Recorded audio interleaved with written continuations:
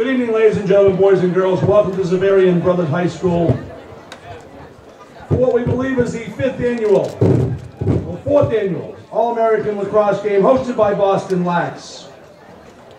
These players represent the best of the private, public, and Catholic schools in the area. I'd like to first start by thanking Xaverian Brothers High School for the use of their facilities. For your comfort, men's and ladies' rooms are open inside the school to your left. And now, without further ado, let's please introduce the starters and the players for each roster tonight. Starting with Team Stallion in the white-colored uniforms. An attackman from St. Sebastian, number 13, Parker Joyce. An attackman from Governor, number 4, Zach Blood. An attackman from Dover Sherborne High School, number 7, Bailey Laidman. An attackman from Long Meadow High School, number 21, Chris Campbell. An attackman from Hingham High School, number 6, Mark O'Rourke. An attackman from Newton North High School, number 23, Bryce Adam. An attackman from Belmont Hill, number 2, Jake Haas. Moving to the midfield position, from St. Sebastian's, number 9, Jack Frizzoli.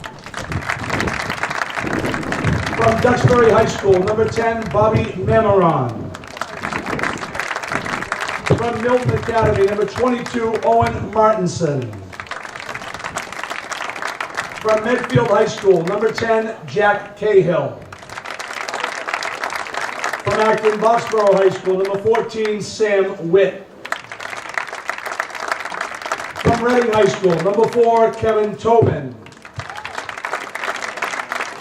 From Littleton High School, wearing number 3, Griffin Shoemaker, his brother's number 2.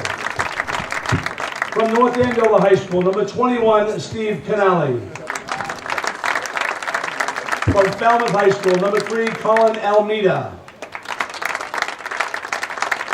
From Shepherd Hill High School, number 4, Jake Zablocki. And from Hingham High School, number 33, Frank Higgins. Now the defenseman. From Boston College High School, number 24, Will Bowen. From Belmont Hill High School, number 6, Max Fields. From Westfield High School, number 4, Mitch Weiss. From Governors, number 22, Cooper Mazurchik. From Lincoln Sudbury High School, number 14, Peter Rizzahi. From Long Meadow High School, number 9, Pat Abad. From St. Sebastian's High School, number 27, Eric Jeremiah. From Chelmsford High School, number 7, Jack Gump. And the goalkeepers, injured and not participating tonight, from the River School, Ben Churchill. From Roxbury Latin High School, number 0, Devin Varney. From St. Sebastian's High School, number 21, Alex Gainey. And from Hopkins High School, number 15, Ryan Bannon. The coach of Team Stallion is Steve Lyden of Boston College High School and Pat Amendolia from Acton Boxborough High School. Ladies and gentlemen, Team Stallion. And now, ladies and gentlemen, the dark uniform, Team Surgeon. At attack, number 10 from St. Sebastian's, John Piatelli. From the River School, number 4, Matt Paul. From Lincoln Sudbury Regional High School, number 43, Hayden Fry. From St. John Shrewsbury High School, number 6, Drew Kozub. From Franklin High School, number 6, Eric Savetti. From Boston College High School, number 14, Pat Bulger.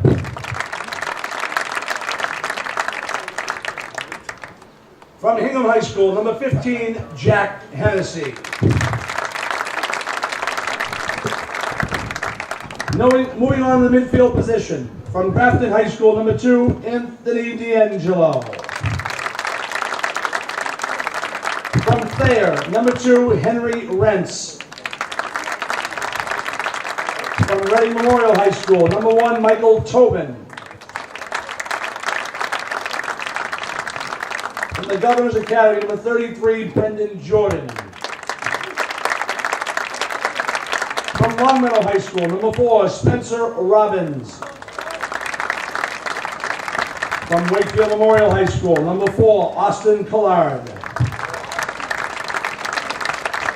From Reading Memorial High School, number 21, Jack Geiger.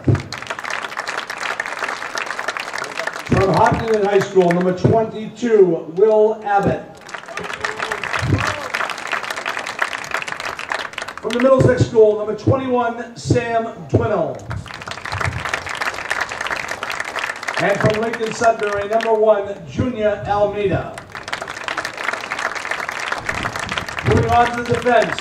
From St. Sebastian's, number 2, Will Frizzoli. From Duxbury High School, number 19, John Antea. From Zavarian Brothers High School, number 33, Connor Sullivan. From Andover High School, number 22, Ryan Puglisi.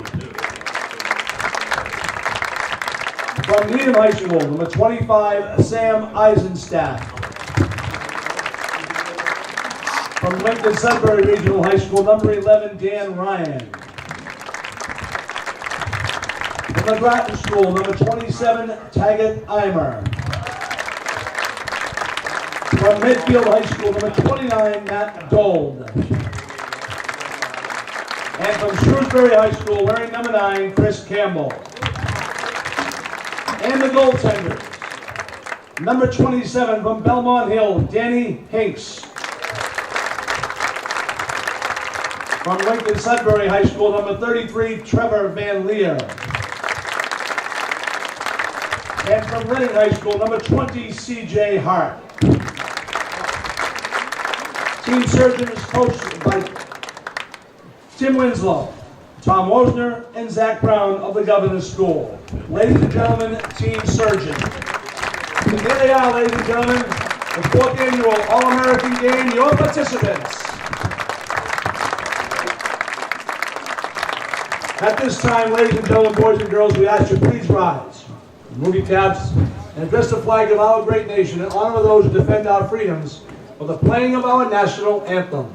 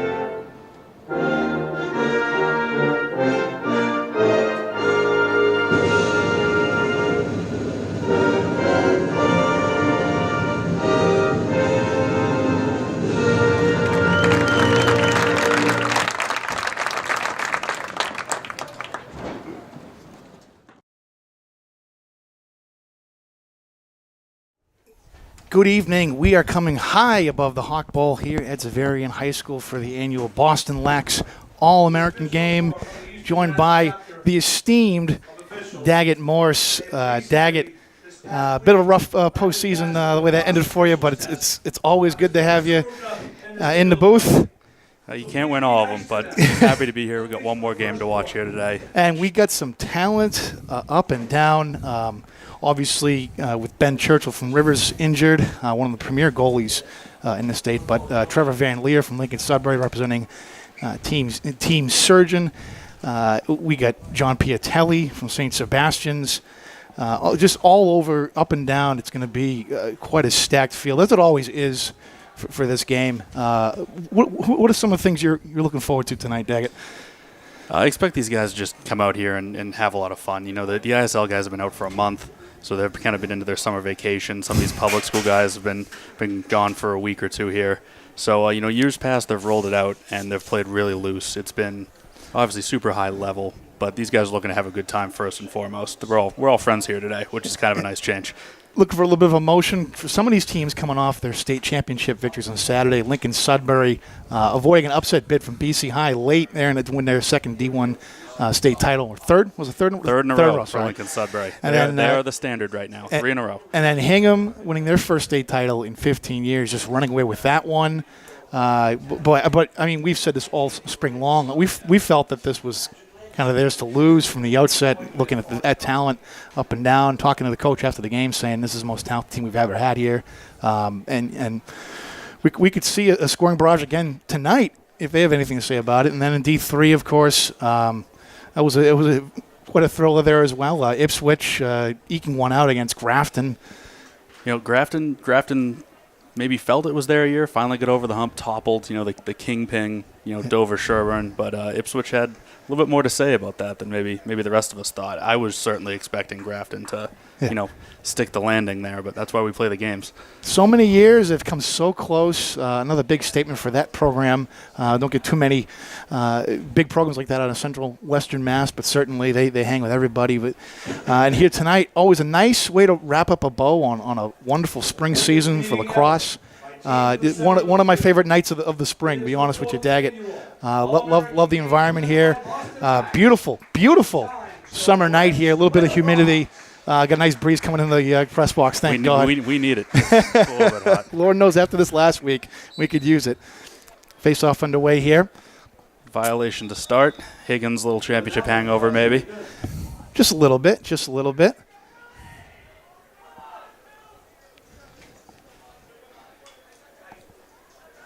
For those watching at home, we got a lot of duplicate numbers here tonight. Also have Franklin couldn't get their game jersey out here, so Savetti is wearing his penny. With nice moving around the offensive zone to start here.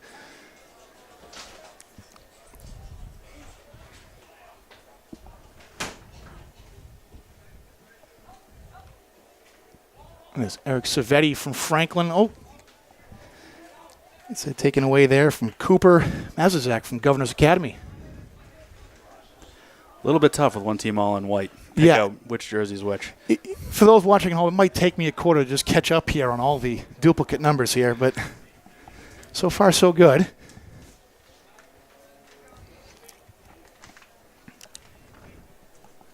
Got Mark O'Rourke from Hingham, fresh off his state championship on Saturday. Here's the Bailey Laidman from Dover Sherburne, the UNC commit. A lot of firepower Boy, between those two. What a talented player that is. Oh, what a snipe. Great save there by Van Leer. The white team has saved by our first goalkeeper of the day for the... So that was Danny Hinks from Belmont Hill with that save. Again, all the different colored jerseys. Oh, beautiful. Beautiful cut there. And Team Stallion is on the board. If you had to pick one guy to get the first goal, Piatelli would have been a good bet with high 80s in points in the ISL this season, and you might have caught him on ESPNU late in the year playing down in that tournament. What a season for him! And you should have. What would you put it? 5-1? Maybe he would have been the first to score here tonight. I mean, something like that. Few players as talented as quick with the ball as they are with Piatelli. You mentioned that game last month against the Hill Academy from Ontario, prep school powerhouse. I was impressed with the size of those kids watching that game. Monsters on that program. Absolute monsters all over the field. And yet St. Sebastian's hanging with them for most of that night, with precision. Really, they countered the power with speed. That was really impressive showing there at Dick's National St. Sebastian's. Seb's no slouches. 15 Division I commits on that roster. They weren't coming in afraid of absolutely anybody. And like you said, their team speed was just exceptional. Yeah. They play like they've been there before. Very technically sound lacrosse there. You mentioned 80 points in a 16-game season in the ISL. 80 plus, I think. 80 I think it might be mid to high 80s there. That is nothing to sneeze about.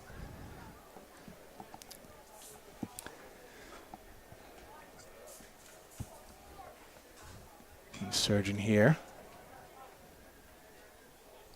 Henry Rentz from Thayer Academy. The dodge. Oh! Awesome. Goes far post. Great dodge move there. Well, 2-0. Early lead here for Team Surgeon. Great shot right out of the roll. You know, one thing Academy. that is gonna be a bit of a struggle for these guys today is dodge. sliding Oh. defensively. You know, most of these guys haven't played together ever. Well, some of them just met 45 minutes to an hour ago. So the help defense. There's shots to be had. That slide's not coming on time. Yeah, sometimes it's like playing pickup football and you're all trying to figure out how to play that zone. I don't know if you've ever had that problem. Exactly right. Face off.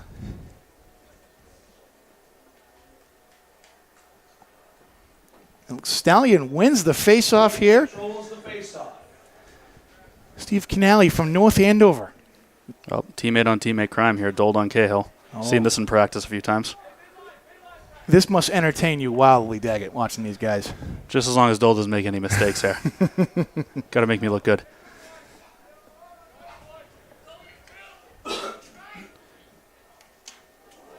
Bertolia's shot and another save by Varney. That's the second save for Danny Hinks. Well, he's looking pretty good early. Good start for him. A little bit to live up to. Last year, Zavarian's Toomey stole the show. I think he had 9 saves in the first quarter in this game. So there's some big shoes to fill for these goalies based off last year's performances. 9 saves in the first quarter. So I would say you got to pick the teams better if somebody having makes 9 saves in the first quarter. Might eat a little more evenly. Oh, look at that pass. Wow. What a... You've got to be kidding me. Zach Ludd goes nifty behind the back to set up that goal. That's what we're here to see. Behind the back feed, great fake and finish from O'Rourke, got the goalie up in the air. I mean, Hinks is no slouch. It's tough to move him like that, but that was an exceptional goal. Wow. You don't see that too often in high school lacrosse. Love to see that stuff during the regular season, but we'll see it here tonight. And Ludd now in the circle.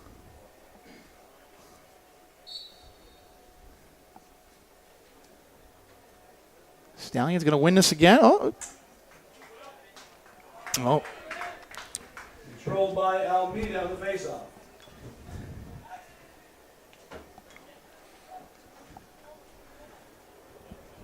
Pat Bolger, one of the leading scorers in the MIA State Tournament. Very, very physical attackman. Right into that. Fits into BC High's Had culture very well. Had a dozen goals in 4 playoff games, I believe. So, just wide of the net. Will Abbott on the run. Believe he's Hopkinton's first All-American in program history. He's definitely happy to be here. You want to talk about a program that took a step forward this year, huh? You don't have to tell me. Sore subject for you, but saw it up close twice. Yeah. But what do you suppose a team like a program like Hopkinton? Where do you see their future? Coach Dan Norton over there has done an exceptional job the past 3 years. Instilling a culture and developing players. They're leaps and bounds better than they were, my first season 5 years ago against them, where it was a lot of football guys just trying to lay big hits. Yeah. I mean, they're more than, a threatening upstart. They're a legitimate contender from this point forward, I'd say.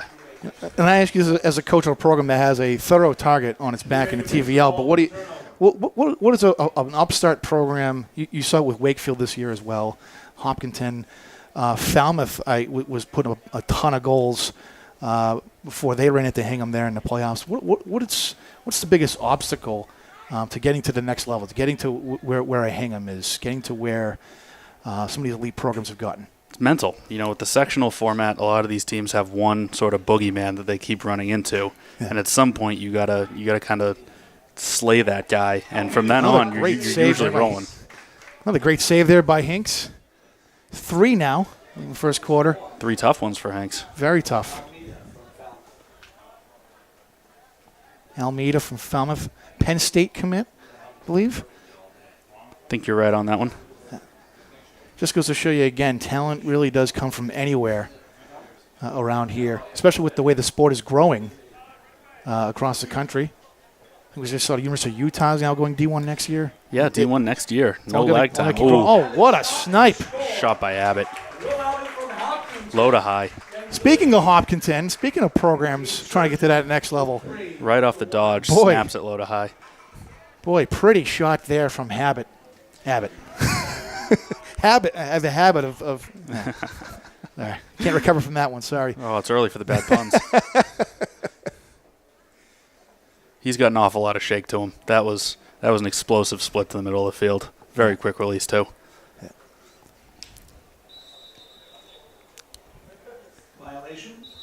We've had 2 violations now in the first quarter here on the face-off.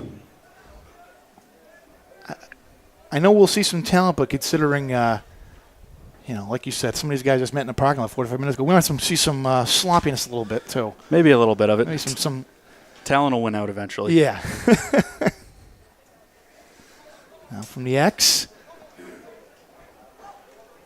Oh, Oh, there's good help defense. tough roll inside, but another turnover there, forced by Team Stallion. Tough pass. And Tough an bad man. unforced turnover. They're adjusting.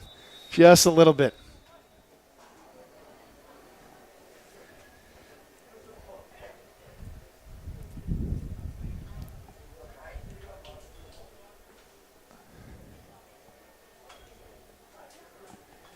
And here's Hayden Fry from Lincoln Sudbury now. LS, such a dominant program last 2-3 years here. It's uncanny. Little LS on LS crime there. There we go. Wonder what it's like to see those two battle in practice. Must have been entertaining. They had a lot of guys that must have been fun to watch every day. Yeah. It's almost like facing a college team when you face those guys, at least the last 2 years. Until they're in the gym, that team is massive at every position, and they're fast. Yeah. You can just tell some of these guys, just the level of fitness. I'm not sure. I could be out here running around, high 80s, humid. Yeah, I'd be on the I oxygen certainly couldn't. My athletic ability, I think, peaked in high school, so that's why I'm in the booth.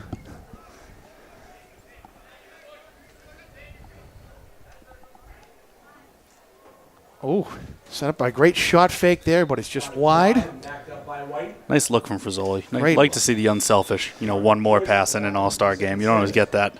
You love his creativity with the ball in his hand, or I should say in his stick. He does everything full speed, which is just he's so fast anyway, just naturally. It's tough to defend him. Hinks with another great save up high. Certainly in the ballot in the first quarter. 4 saves now for the Belmont Hill goalie. He's putting on a show early. Oh, we know that for the team. White. And now a great save there Shot and a save from Roxbury Latin is Devin Varney. White on the attack. Mameron from Duxbury. Here comes Bobby Mameron. Oh, what a fake. Oh, what a fake. What a fake. Over the goal. Oh, my. White retained possession.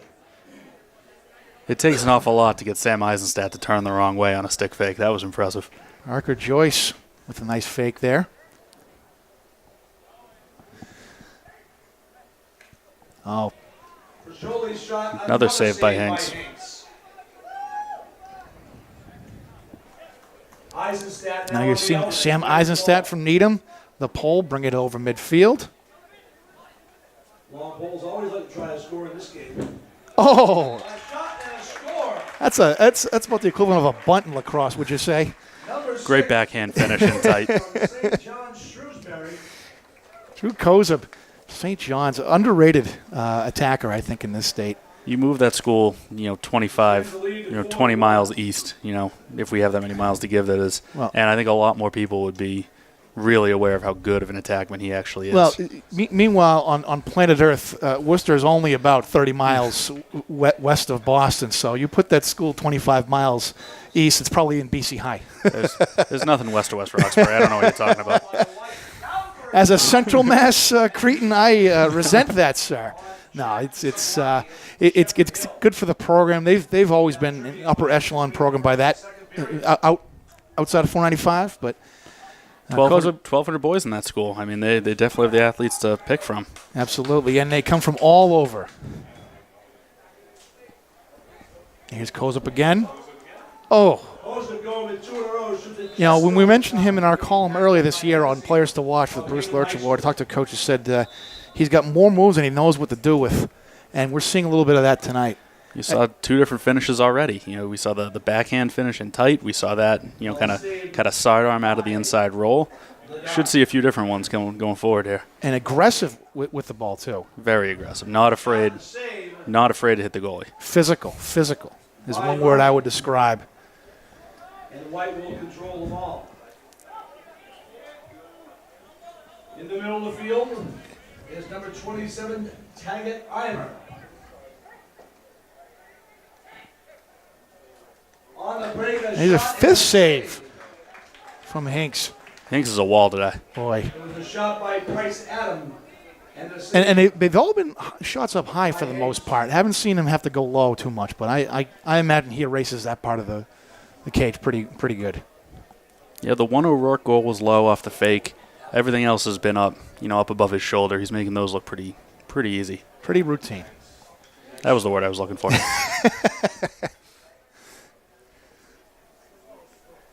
Here's Kozup again.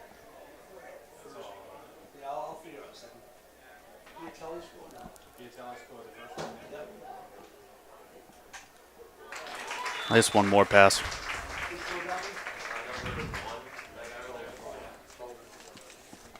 Tobin from Reading finds the back of the cage. Extends the lead to Kevin Tobin from Reading. Multiple number fours here. You'll have to pardon me. Multiple fours wearing red here. It's kind of difficult to decipher. Austin Collard on the assist there. Those guys were playing on opposite sides of the field, not so long ago this season. Two matchups, I think, or one matchup between Reading and Wakefield. Yeah, you want to talk about a statement program, statement win. Wakefield beating Reading the way they did earlier this year, and that set the tone for the season. That woke everybody up, I think, seeing that result.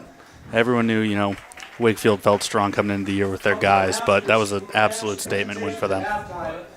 Well, we end of the first quarter here with the score. Team Surgeon 5, Team Stallion 1. It's been a pretty good affair back and forth so far. Really good play in net so far from Danny Hinks from Belmont Hill. We've seen some great stuff here from John Piatelli from St. Sebastian's, and Drew Koza from St. John's is making a statement early as maybe one of the more underrated players, I think, in this field. I'd agree with you, absolutely. We had great pace today. Certainly not going to see any stall warnings. These guys are getting up and down. Great passing. Everyone can shoot. You saw on that transition a minute ago, all the poles can sling it. These are all guys with great hands. So very, very high-level transition thus far. I'm sorry, no disrespect. If you're getting a stall warning in an exhibition game like today, we don't need the shot clock today. That's for sure. I mean, if you're taking your time in an exhibition, this isn't the Red Sox circa 2007 with Dice K. Let's go here. So. Yeah, we're not worried about 7 guys on. That's for sure. Everybody's a threat. Yes, and then Bartlett is where Webster is in Webster. I gotta say, I'm impressed with Dan Brothers' Central Mass knowledge here. Bartlett High School in Webster, Mass. It's a deep dive. As a reminder, Shepherd Hill High School is in Dudley, Massachusetts. Interesting here, Jake Zablockley, UMass Lowell commit. You don't really hear too much about a program like Shepherd Hill that often, but again, like we were saying, talent does come from anywhere, and with the way everyone's going Division I in lacrosse at the varsity level in college, I think you're only going to see Diamonds on the Roof continue to get discovered here. More kids playing year round, more, I would say, high-level coaching at the high school level. It's paid off. Everybody has guys now. Even the teams that, might not be able to win a championship yet have 3 or 4 guys that can absolutely play. Here's a question I have, kind of in the grand scheme, big picture. Does Duxbury In their run, they went 7 state titles in a row. Can anyone ever put together something dominant like that? LS had 3 in a row here. They're 3 in and 4 to go, almost at the halfway point. That's an extensive amount of time. That's absolutely insane. But the field has definitely broadened since the days of Max Quinzani and Duxbury just rolling out a juggernaut every year.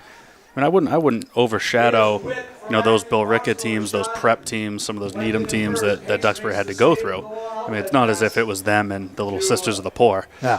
But I would say the field overall is definitely, I would say, year to year deeper. Hinks with his 6th save for Belmont Hill.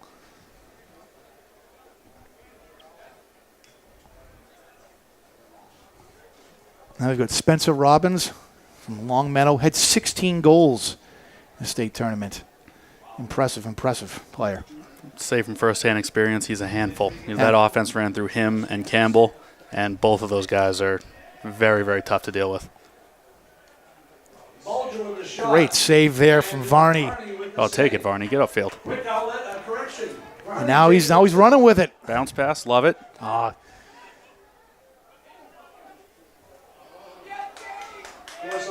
You think Varney's taking that ball and saying, "Can I just get one shot off here?" He's got to. 3 goaltenders scoring in that contest at the Howard Stadium soccer field. Cahill now carrying over. Come on, Dole, go to the net. Robbins again. To Piatelli. There's Bulger now. See how physical he is leaning into that? Yeah. That's Abad for Longmeadow, I believe he was just leaning into. He's no slouch. Yeah.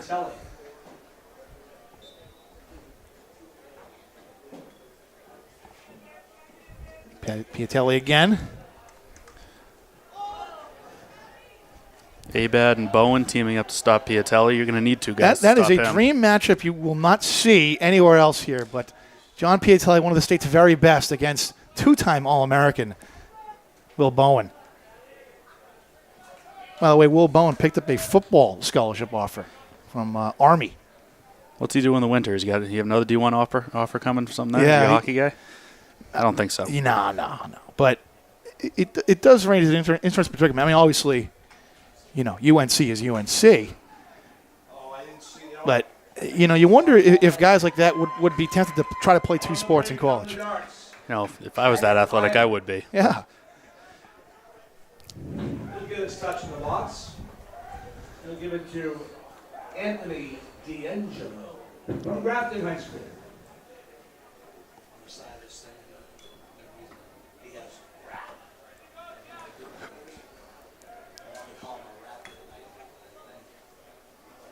Bowen gets the best of him again. That's Bowen. twice.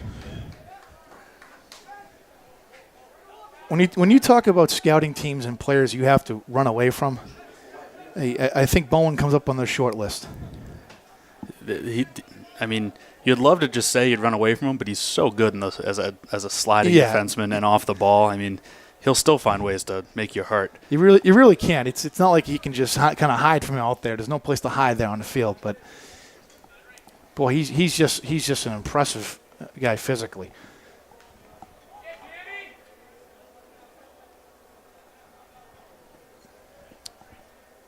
And we've got Cahill from Medfield. Ooh, tough battle here from Chris Campbell of Shrewsbury. Campbell's going to jot us loose, but Stallion recovers and Shot in the score. Griffin Shoemaker of Littleton High School closes the gap to 5-2. Griffin Shoemaker from all-time leading scorer at Littleton High School. He solved Danny Hinks right there, too. Rifled that one by him. Again, a town you've probably never heard of in your ivory tower there in West Roxbury. But slowly they've been building into a D3 power. Yeah, I kind of swung and missed when I predicted Littleton would beat Dover Sherburne in the D3 game. But somebody beat Dover Sherburne. So somebody you were, did. You were partway there. It was just the wrong level of state tournament.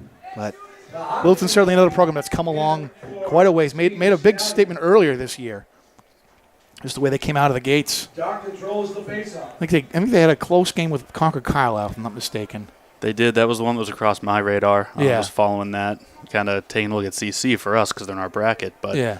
it was nice. It was nice to see a Central Mass name come in and really make that a game. That just surprised me. You think of a traditional power like Concord Carlisle, and you think of a team just this little bungalow west of Westford, you know. Ooh, mom goal. Back by Tobin and a save by Bowen again with the ground ball. Bounce pass again in transition. Love Here it. comes White. Here comes White. Oh, with the shot fake. By Chris Campbell. High School. He took the feed. With the bounce shot off the fake. I believe it was Owen Campbell puts it away. He had, I think, 96 regular season points, maybe, or through the playoffs, at least when we saw him. Yeah. So he might have, depending on how he did in that final, might have topped 100. He's always filled up the net. We saw him as a freshman in 2015, and he was a finisher then as well. I mean, say what you want about Longmeadow and the schedule they have to put up with in Western Mass. You know, it's a lot like Gonzaga this year in the West Coast Conference in most years, but 96 points, still 96 points in my book. And they don't stand pat. They played some Connecticut teams. Absolutely. They played Pinkerton Academy out of New Hampshire, who was very, very strong. They played Duxbury. They played BC High. They could sit out there and just fill it up, but they challenge themselves. It's one of the reasons they're always so good. That's the only way you get better. Last thing you want is to show up in the playoffs and finally deal with that big step up. That's not a way to succeed. Well, you look at what Hingham did this year. You look at that ambitious non-league schedule, playing teams from Jersey, playing teams from Connecticut.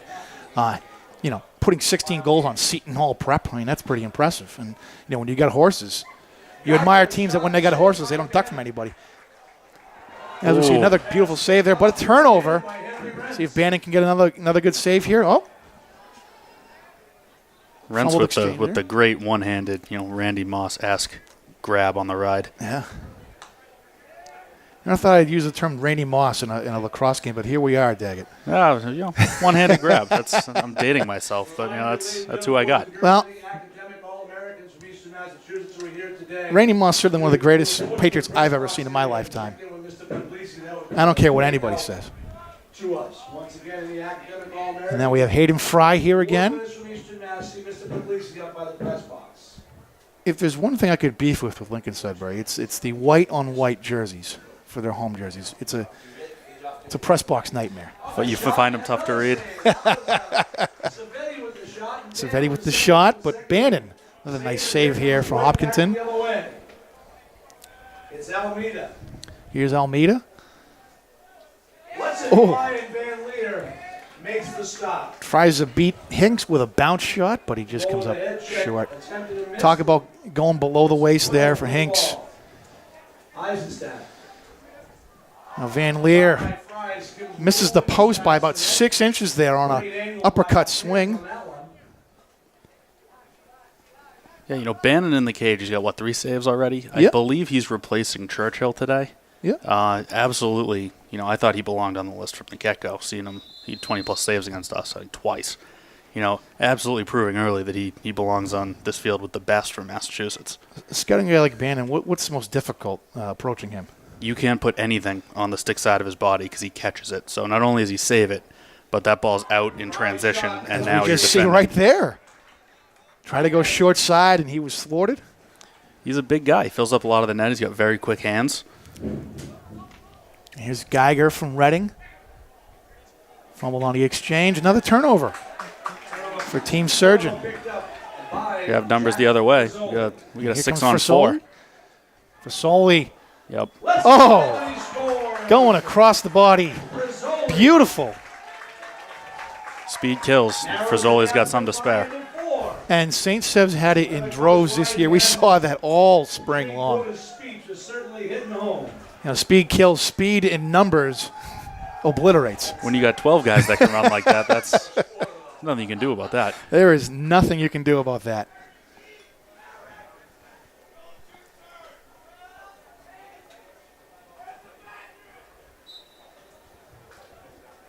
Oh, Surgeon wins a face-off here. Oh, we thought we did. Yep. He tried to play that off, but he ran the wrong way for a second there. Don't worry, new field. That was easier. There was no one defending that now. No, they weren't. You box. You come forward. I'm going to teach you that. You're going to be a referee when you're done this game. Unless you're going to coach. You got to do one of the two. We've got Bobby Mameron from Duxbury. By the way, Gatorade Player of the Year in football, All-American in lacrosse. Impressive athlete. Coach's son. Pretty much defines two-sport star right there. Yep. Oh, Great old school face dodge. great. A shot and a Nice save by Van Leer. Van Leer Van Leer. saves the bounce shot. Yeah, I thought Van Leer had an excellent state tournament run there. Of team. Now, unfortunately, didn't get to see them play at all, but just judging by the scores, seems like he had a great year start to finish. Yeah. Van Leer's been known to do this in the past. Van Leer. Coach's not letting him by. And he will not Physical. be denied. Oh, Drew the flag, though. through the flag. Keep him out on the man up. Jeez. First flag. So much for an exhibition game here, Daggett. We're seeing a little bit of rough stuff. No one wants to get scored on by a goal. Head coach, Hingham High School football. You know who you're going to run against if you're from Lincoln Side, right? Reading High School this year. The over-under for flags in the game is 2.5. It is 1.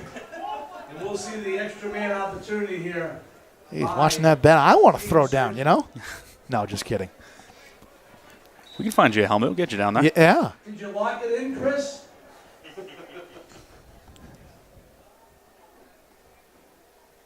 Here's Hennessy. He's going to wind up. Hennessy shot goes wide. He goes wide. Team Surgeon's going to keep the ball. Fry now.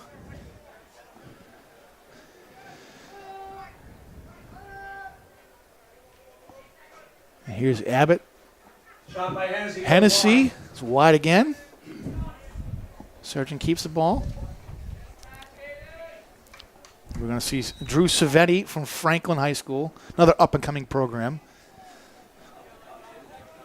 Here's Abbott. Nice kick save and a beaut. Jordan lets one rip. Nice kick save there from Bannon. By number 22. That's his fourth, I believe. Owen Martinson, who clears. And that should take care of the penalty. Mameron again.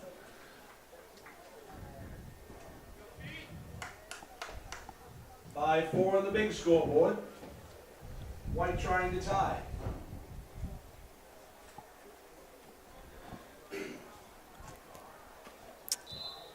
That's not going to help. And a turnover there from Owen Martinson at Milton Academy. And Surgeon's making a little bit of a run here. 5-4 now. That fast start. A little bit of a comeback. Here's Abbott. And Abbott and Hoffman picked the ball up and just Picks it kept up. going. Gives it to Fry. So let's see what he does here. Behind the back. And Jordan's going to rip up a shot, but it's wide. High and wide, retained by Team Surgeon. Trying to make some highlight plays here for us. You know, it's been good so far. A few more behind the back passes. I think we're all set, you know. I think I've hit bingo. Maybe in around the world. You know, I'm getting greedy here, but What was the term? Question mark dodge? Can we see one of those maybe? surprised we haven't yet. Here's Fry again. Bowen. Talk about a premier matchup. These guys probably had some fun on Saturday, squaring off. Yeah, there might be a little bit of bad blood left over from that one. Perhaps so. That's a quick turnaround.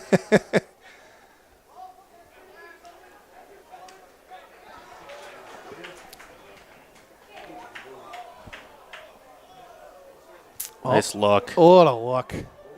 No shot there. No shot by O'Rourke.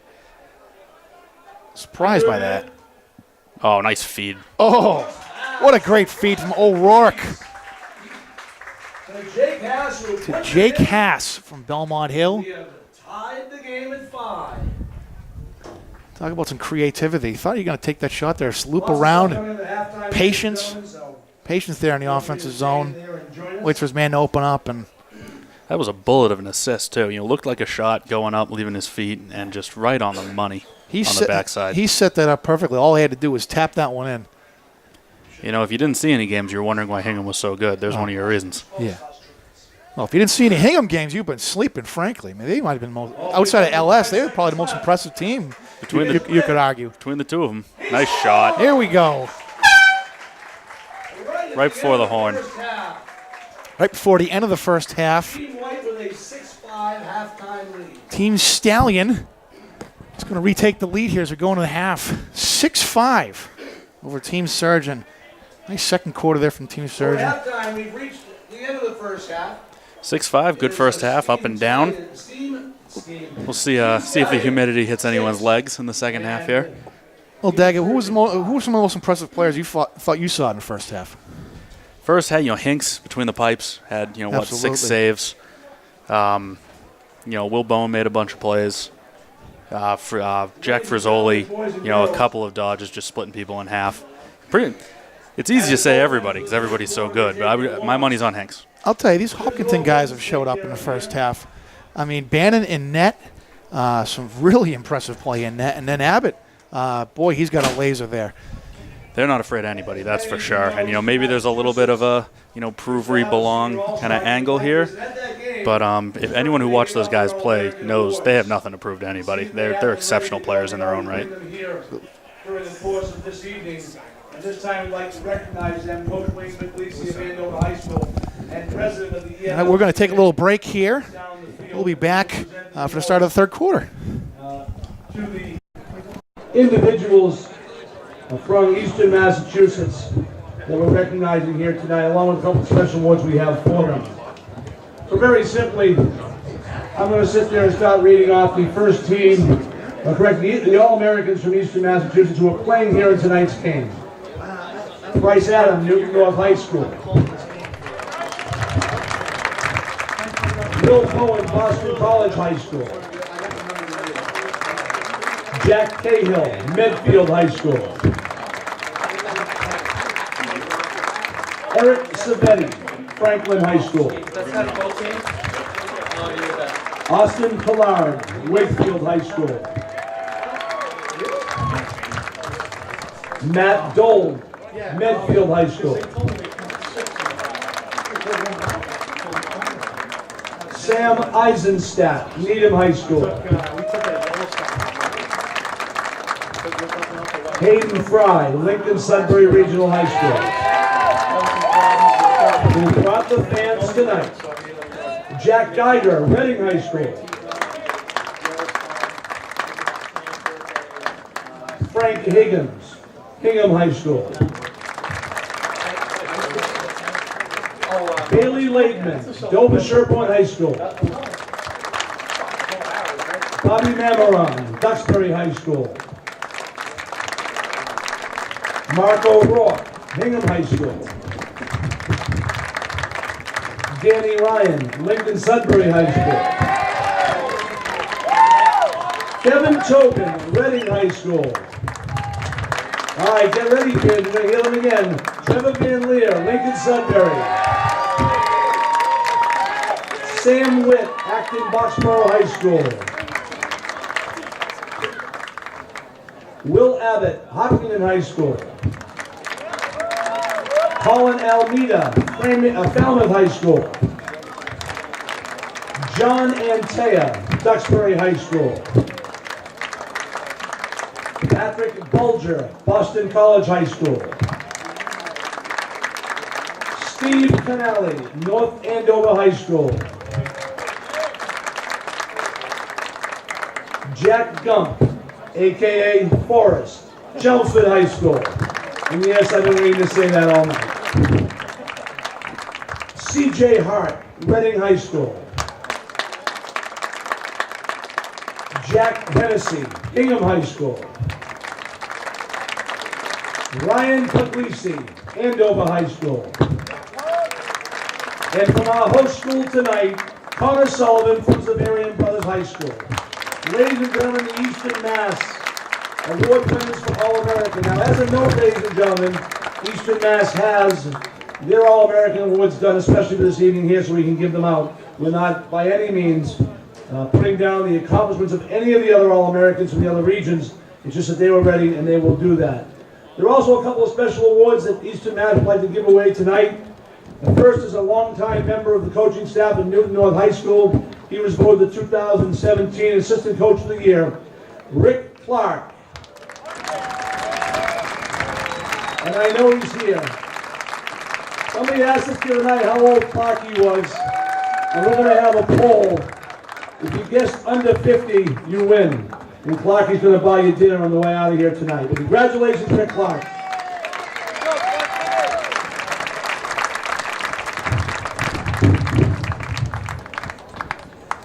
As many of you know, back in December of 2015, we lost a very good friend in Bruce Lurch. Bruce is one of the reasons this game is happening. In his work with BostonLax, as well as his publicity of this sport, helped it grow into the many, many ways that this has become a great sport, and really recognized amongst New England as one of the top sports in the area. The Eastern Mass Lacrosse Coaches Association, after Bruce's passing, named its Man/Person of the Year after him, and it was so well deserved. Bruce was a former winner of our Man of the Award, and we felt moving forward to name this after him was a worthwhile tribute. This year, our winner is the retiring athletic director from King Philip High School, whose resume is certainly sprinkled with lacrosse in it. A former assistant coach at Medfield High School. We talked about his involvement at one point, I believe, with Dean Junior College. Ladies and gentlemen, the 2017 Eastern Mass Lacrosse Coaches Association Bruce Lurch Person of the Year is Steve Scherer from King Philip High School.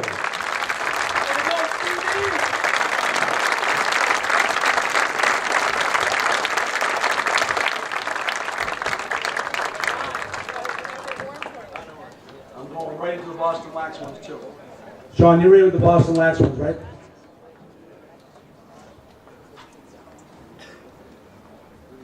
Steve Scherer, well deserved, and thank you. Rolling on, Eastern Mass Lacrosse Coaches Association also has a Coach of the Year, and coincidentally, it was the same Coach of the Year that was selected by the BostonLax staff. He's here tonight.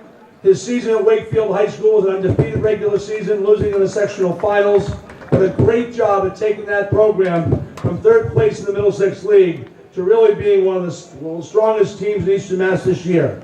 So the EMLCA Coach of the Year and the BostonLax Coach of the Year is Andrew Lavelle from Wakefield High School.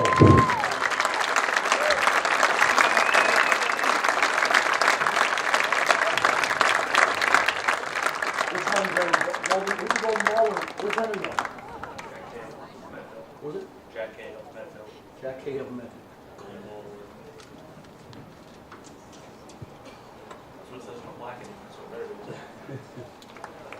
Our next award is the BostonLax Golden Ball Award. Originally started by ESPN Boston, this award is now presented by BostonLax to the leading scorer in the area that BostonLax covered. This year, the winner from Medfield High School, Jack Cahill. Kane Killian is presenting the award.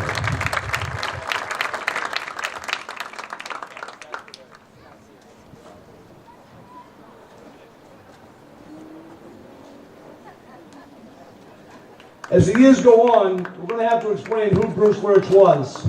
But I think that everybody down in this field knows the impact he had in the game and what a great guy he was. BostonLax took it one step further as they named their Player of the Year after Bruce Lurch as well. Ladies and gentlemen, our 2017 winner, I couldn't read my notes, is from St. Sebastian High School. Number 10, John Piatelli, the winner of the Bruce Lurch Player of the Year Award.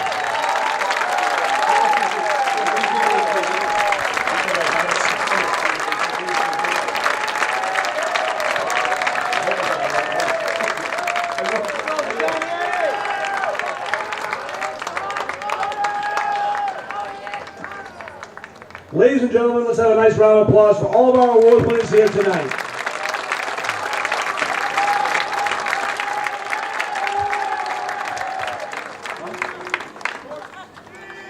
Are they here? Also, Eastern Massachusetts Sportsman of the Year Award is given to several players who have overcome adversity, injury, or something that would make them work harder. I'm going to read them off one by one. If they're here, they can come down from the stands. Ryan Trask, East Bridgewater High School. Jack Schill, North Reading High School. Nick Patane, Andover High School. Ramsey Francois, North Attleboro High School. Jesse St. Jean, Austin Preparatory. Jack Sullivan, Lincoln Sudbury Regional High School. Cole Jacobson, Dartmouth High School. Matt Freitas, Catholic Memorial High School. Michael Pedrini, Melrose High School. And R.J. Canapalupo from Danvers High School.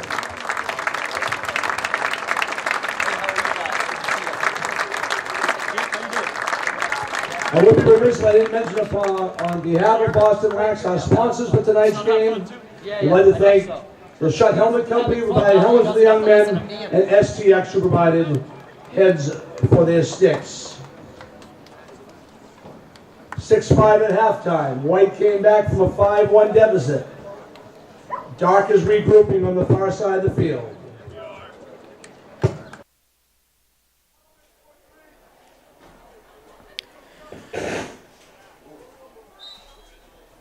We're back for the start of the third quarter here as I wait for my esteemed colleague Brendan Hall. At halftime, we had the presentation of awards. Picking up where I left off in quarter number 2.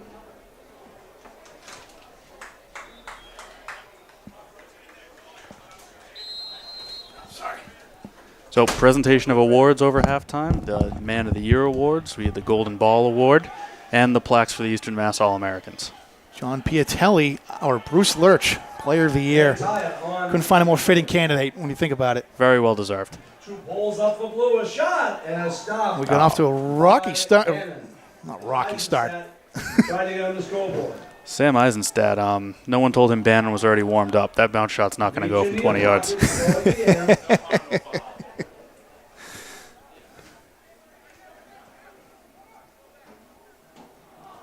Another shot wide here.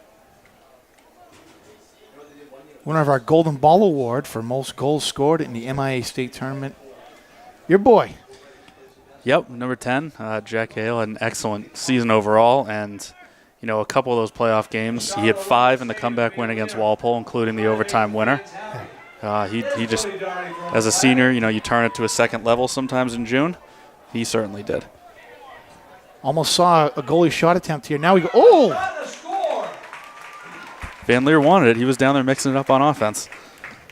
That looks like Matt Paul of the River School, and the dark team is tied up, and there's a flag on the play. Matt Paul with Rivers with the equalizer. Boy, that's a howitzer he unfurled there. Howitzer from in tight, low to high, and right over the goalie's shoulder. Those will go.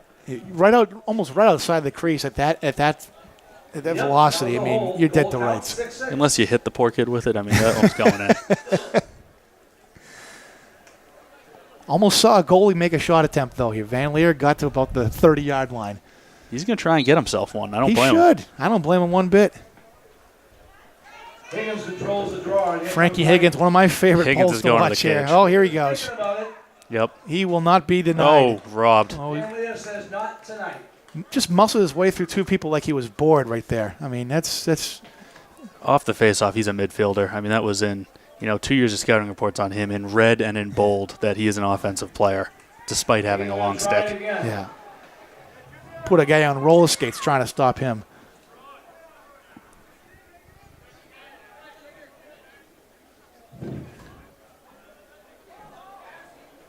Junior Almeida from Lincoln Sudbury. Doesn't connect on the pass. It's going to be another turnover there for Team Surgeon. Here we go, Bannon.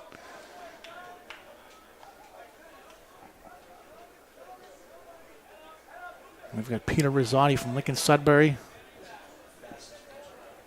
Kevin Tobin from Reading. The wheels on that kid, I'll tell you. Tobin was a spark plug for them for, 4 full years as a starter, I think?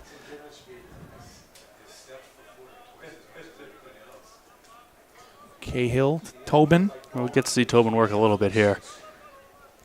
So that's the pick.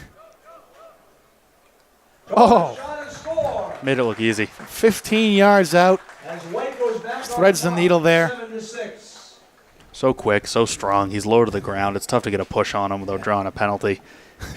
I'm pretty happy that's a guy we didn't have to deal with very much. Talk about players that can pour a gallon into a measuring cup. I mean, that guy is just surgical with his shots.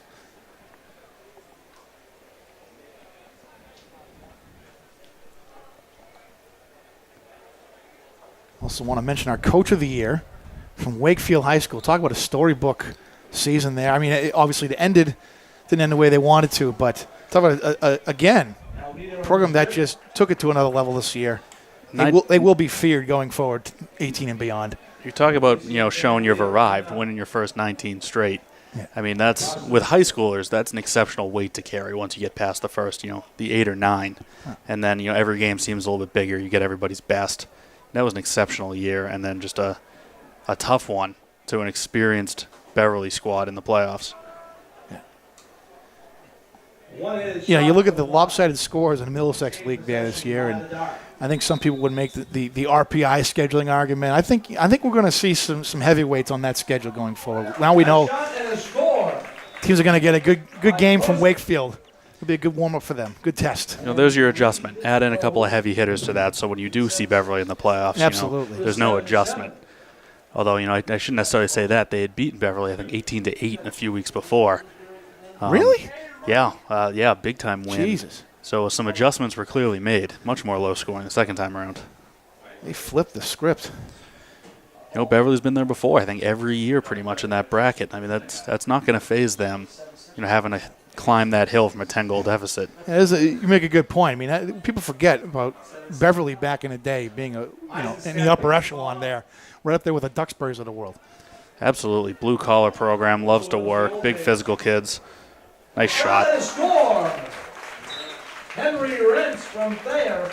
Speaking of big physical kids, Henry Rentz from Thayer putting all his muscle into that one. And Team Surgeon leads 8-7. Team Surgeon takes the lead here.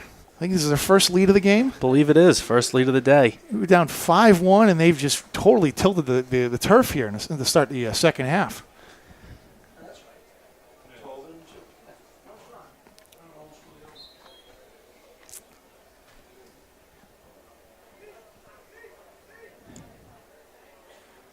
Got a little scrum here. Surgeon's going to – oh, no. Stallion, Surgeon. I'm still fighting for it. Mameron's going to get this ground ball, Mameron's going to get this. One more. Yep. A shot and a save. Kept it out. Great save by Van Leer. On number 23, Bryce Adams. You don't backstop a multiple-time state championship team by accident. No. I mean, it's pretty tough to get those by Van Leer, even on great opportunities like that one. And Bryce Adams, you talk about Newton North, what a great season they had, and Adams just the fulcrum of everything they did there. Bloodlines are pretty good there, with the Adam family, and he's got a younger brother in the program as well. Bryce has just lived the game since he was a little tiny kid, and he just looks natural out there. Everything he does, it's like he was born to do it. You wonder, he's an extension of the coach out there. Really, you think, huh? Yeah, they might be talking a little bit of lacrosse over the dinner table. I don't know.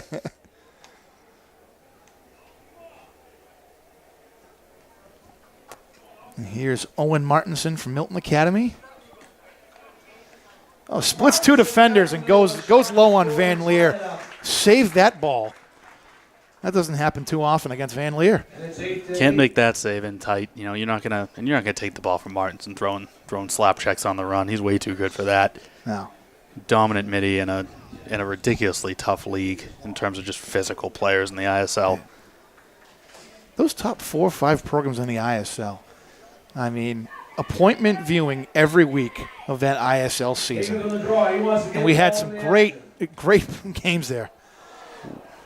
Yeah, every game's big. There's no tournament at the end, so every game's a must-win. You can't drop one because then you don't get a piece of the title. Yeah.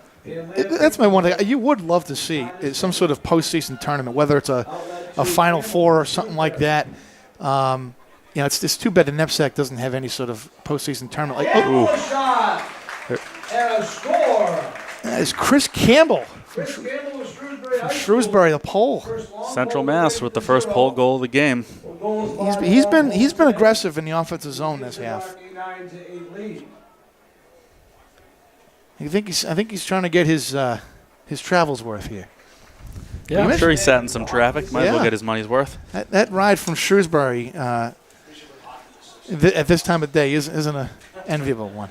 Can't imagine it is. But we talk about the ISL, and The counter to that, though, well, not having any state tournaments, is allows you to go to things like, I thought Dick's National was an awesome tournament. And if it allows you to play in some national showcase, and another, there was a little bounce shot here from Adam. Fundamental overhand bounce shot. You think he's a coach's son? Yeah, you think? That's about as fundamental as it gets. That's 2 in a row now on Van Leer, going low. But to your point on Sebs and that, it was, how cool was it to see, a Massachusetts team we've all watched on ESPNU go down there and not just be happy to be there, win the first game in convincing fashion and take, a top 3 program in North America really, really down to the wire there, the Hill Academy. That was appointment viewing. I know I tuned in. Absolutely. Is Austin Kalarin from Wakefield. And so that's the trade-off, and I guess I'm okay with that. I can live with it. Absolutely. We got Bolger here. Rolls to his right. Oh, he's just going to get eaten up here. Rosati might have worked on some slides to Bulger this week, with that matchup. Gee, you think that was part of the scouting report? That If you're might have been Brian part of Bonnet, the you scout. think? He was pretty confident going early to that one. He knew what he was doing. Yeah, the shot is wide. Bulger's going to pick up here.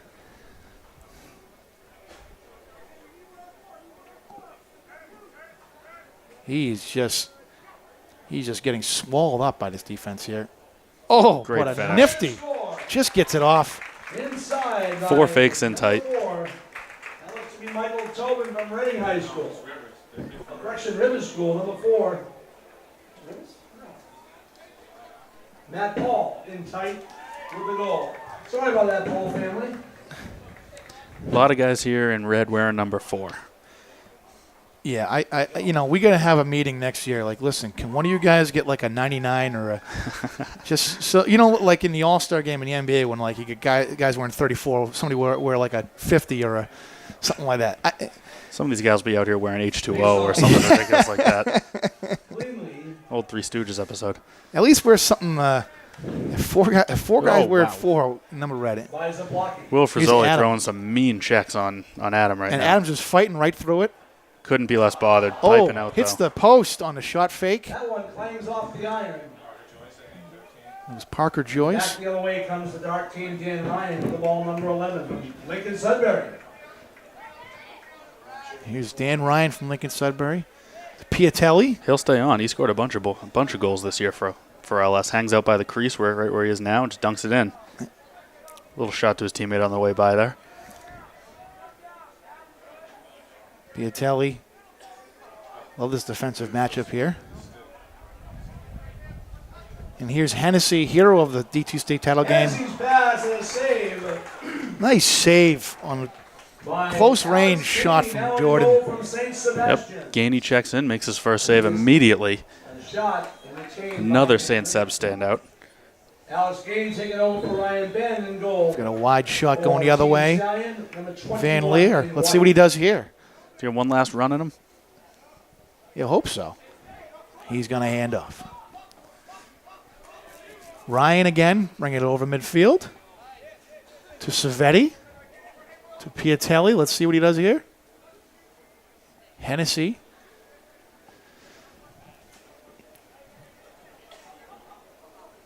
Oh, and the bounce shot. Sam Dwinnell from Middlesex. Beautiful bounce shot from about 20 meters out. With a goal to make it 11-9 now. This is Team Surgeon's largest lead of the game, 11-9. Score really jumped up on us here pretty quick. I feel it was 6-5 just a minute ago, wasn't it? Yeah, we got caught sleeping here. Blink and you miss about 4 or 5 goals in a row here. Well, you dump that much talent onto one field offensively, that'll happen. It's like one of these classic MLL scores where it's like 14-9 at the half or something, this just racking up the goals. Piatelli again. Hennessy. 4 goals in the D2 state title game. He was quite impressive throughout the tournament. Great job by Gainey getting out of the cage there, knocking that past him. And Gainey knocking knocked the stick out of his hand. Gainey says not so fast. They must have a lot of fun in practice, hossing around with each other like that. There's got to be a little bit of trash talk going on down there right now. Gee, you think? Gainey getting his money back. I'm sure Piatelli scored a few in practice on him. I can only imagine the colorful language being thrown around out there today. The trash talk must be fun.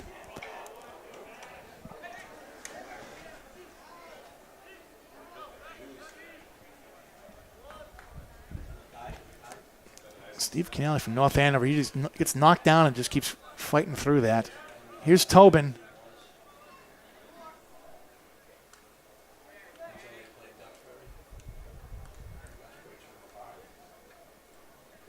And Van Leer, here we go. Here it is.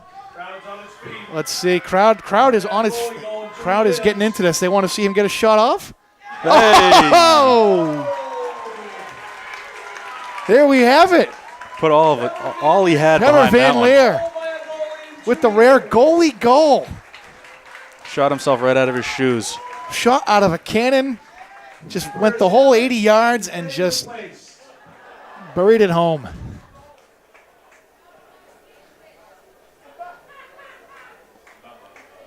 Now he's truly done it all. Yep, there it is. Call it a day. Call it a day. Have a off. day, Mr. Van Leer. Mr. Van Leer has done his job tonight. He joins the record books with those 3 goalies in 2015.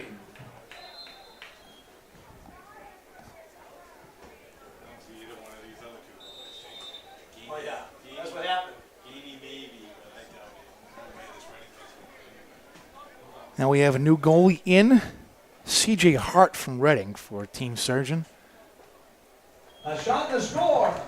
And right off the bat, Owen Martinson from Milton Academy. Owen Martinson from Milton Academy. I feel like we've been calling his name all night.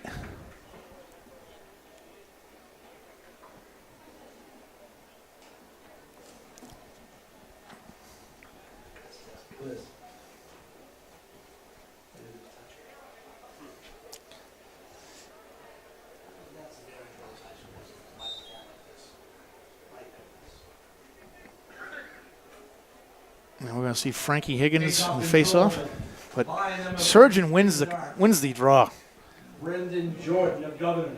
They've gotten the better of the face-off acts tonight. I would have to agree. Almeida, Almeida shot. Nice save by Gainey. what a save by Gainey. Lays out for that one. By Alex Gainey. He's come in here and he's just been on On the fire. outlet to Abad. Picked up there by number 22, Martinson. I tell you, Martinson has been pretty impressive in the second half. Just an exceptional player.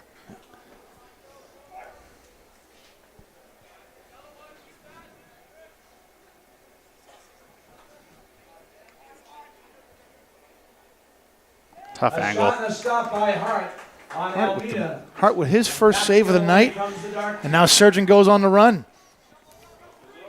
Will Here's Frizzoli wanting to join the to Hennessy. special goals by the long poles.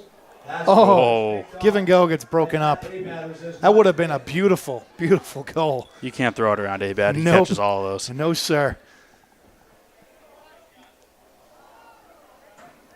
Turnover again. Up and down we go. Here's Tobin. Savetti. Piatelli. Stone It's on the Stone doorstep. again. save is backed up by the White Squad. Nope, he's still in play.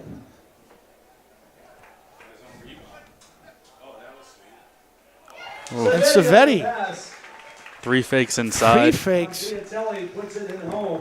That's what's going to take to beat Gainey is fake till you can't fake anymore, and then just. He's going to make you work. He still almost got his stick on that one. Is it fair to say he didn't get enough? I feel like this is just an impressive display in the few minutes he's been playing here in net.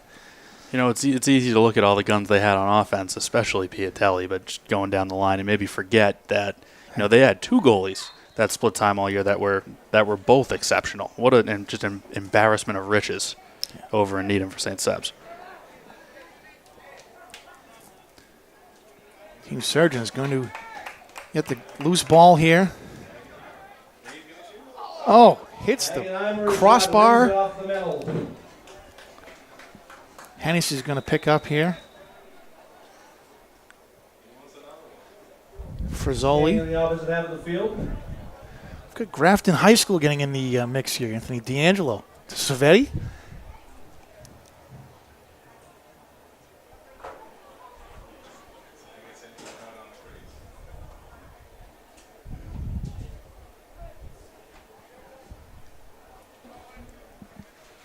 With the jab step.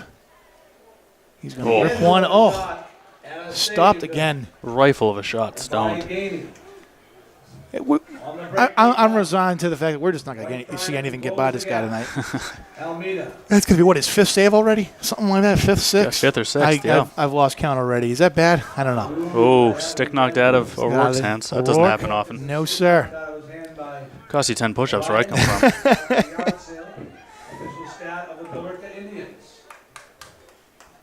We've got Taggart Eimer here from Groton School to Frizzoli. One more. Rip it. D'Angelo.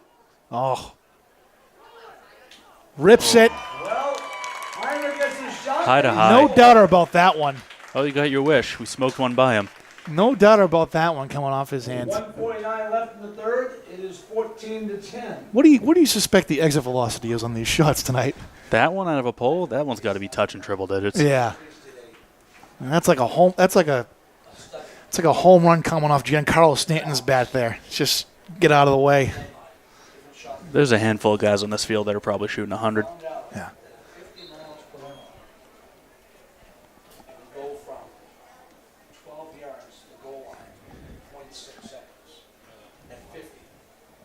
Now we're going to see a case from Belmont Hill.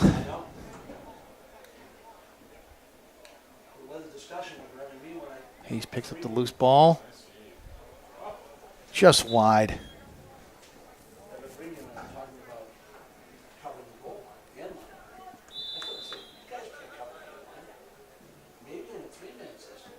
Here comes O'Rourke with the dive. And it counts. And They it gave counts. to him. You know, if there's one thing I want to see in lacrosse is bring the dive back. Everybody but goalies. Everybody but goalies wants to see the dive. that come back. It almost feels like the goalies have no chance on that sometimes, right? But it is one of the more exciting. Incredibly exciting. You know, the only worry, I guess, would be injuries with high schoolers. You know, you worry about a guy diving into contact, but, you know, when done right, you see it, you know, at the pro level. It's an exceptionally exciting play. Well, you saw the controversy with the University of Denver in the NCAA tournament against Maryland. Dive called off. You know, both teams had one in that last minute called off. You know, I thought correctly. Yeah.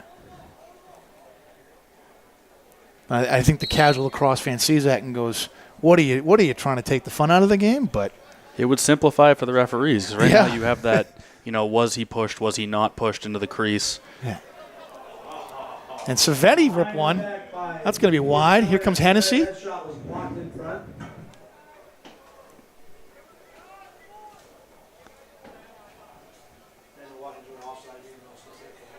And here comes Abbott.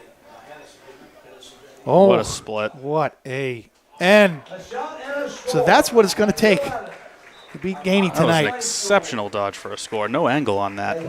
He moved that guy completely other direction. He put him in the spin cycle there on that dodge. I mean, that's somebody's son. His parents might be here. Impressive player tonight that we're seeing here. I'll tell you, I got Hopkinton circled on my calendar for next spring. That's for sure. You know, I said it earlier that, you know, a lot of people didn't see him play, but they're exceptional players. You know, if you were a skeptic, do you believe me now after that dodge? I'm a believer right now, right this second. We'll see what Hennessy's got this time. Back to Piatelli. Going up against Bowen. This is going to be fun. Bowen just having his way tonight. Tried to find Eisenstadt on the back door there. Another long pull trying to get into the mix. They had two pulls down there offensively. I think at this point in this junction of the game, you're just telling all your polls, you know, hey, let's go freelance a little bit. Yeah, go get one. You know, it's your last shot as a high schooler to get one. I'm still reeling from the Trevor Van Leer goal here earlier. And there we just saw. Yeah, he took his shots. He worked pretty hard for one. A couple of runs upfield.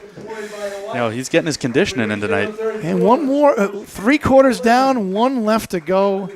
Team Surgeon has opened up a 4-goal lead, 15-11 as we head to the final quarter of high school lacrosse for many of these outgoing seniors. You're already talking about in the stands. Sean Morris was a Marshfield Ram in his high school days before going on to UMass Amherst, where they made an appearance in the 2011 title game against that loaded Virginia team, as well as the Boston Cannons. The reason why I bring up Sean, I think, ladies and gentlemen, boys and girls, at this time, I absolutely show our appreciation to Sean and his staff putting this whole game together. It's been our 4th season. It's got better every year. So I think we owe a debt of gratitude. A nice round of applause to Mr. Sean Morris.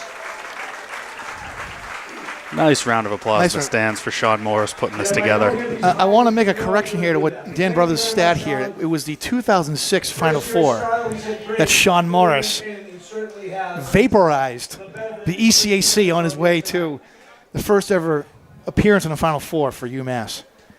One of the first games I think I watched on TV, I must have been a sophomore in high school that year maybe.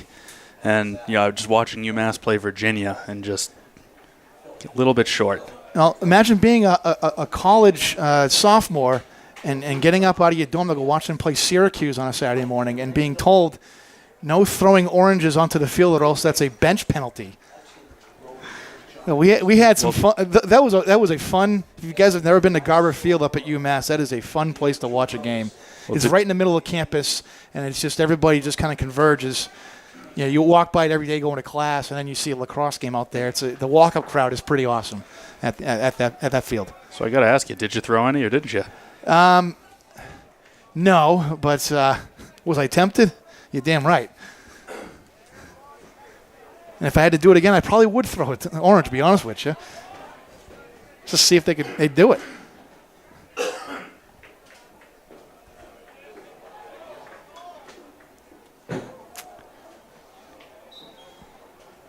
Yeah, I'm impressed with C.J. Hart, how quick he moves in the cage here. He's no slouch. How many games has Reading won the past couple of years? Yeah. In D1 North, they're seeing Lincoln Sudbury, they're seeing Billerica, they're seeing, a bunch of teams that can play. He's seen shots from the best. And we're going to get Bailey Laidman here from Dover Sherburne, the UNC commit. He's gotten a save by Hart. Another shot. Talk about a guy who's been in the spotlight for quite a while, and he's leaving his high school career 3 state champions, I believe. That's nothing to sneeze at. No. I know there was some disappointment this year for DS. They caught one on the chin by surprise, but hats off to a great career for Bailey Laidman. Yeah, he showed up, and you're wondering, 8th grade early commit, is this kid the real deal? And from maybe 1 minute into scouting him the first time, like, oh yeah, this kid can play. He can do pretty much everything. It was pretty evident early on in his career, just kind of that quick glance. We were very lucky early in his career that we had big seniors, and then as he became an upperclassman, we eventually just shut him off. Yeah, you just can't handle him. Make somebody else beat you.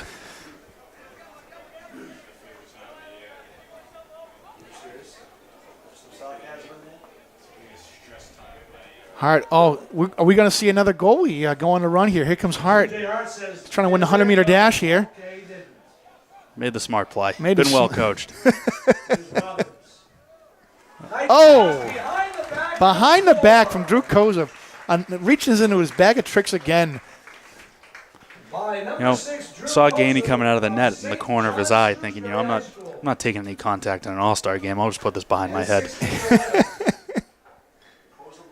We've mentioned this before, but again, just you never know what move he's gonna pull up on you. It's quite impressive. That's 3 goals on 3 very different releases and from similar spots on the field, but they all seem to be in tight. He's right on top of you. All in tight, but it certainly does span the wide cornucopia of lacrosse. Dodge moves, lacrosse shots. It's a plethora of moves, if you will. It's a $5 word out of you. I'm a $5 man. Yeah.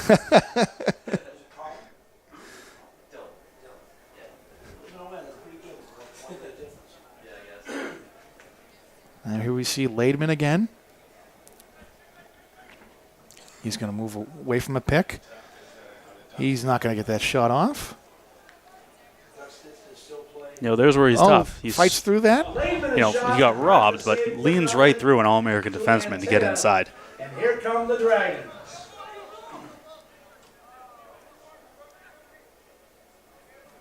Oh, great ball movement. Oh, goes with the shot fake, fakes high, goes low. I'm a big fan of this kid. I'm a really big fan of this kid. I think he's going to shine at the college level. Yeah. Going to Trinity next year, certainly has all the tools. I'm excited to see what he ends up doing there. He should fit right in. I think the best attackers are the ones that have a little bit of creativity. We've seen that out of Piatelli tonight as well. And the game's opened back up. You look back a few years ago, especially in high school, maybe it was a little overcoached. Yeah. Where now, with what happened in the NCAAs, you had the Thompsons go through, and everyone's watching all these guys make exceptional plays. It's gotten us all, maybe as coaches, to lighten up a little bit, live with the bad plays, and let them have a little bit more fun with it. You go to exit 2 on Lee. You go north and west until Massachusetts ends.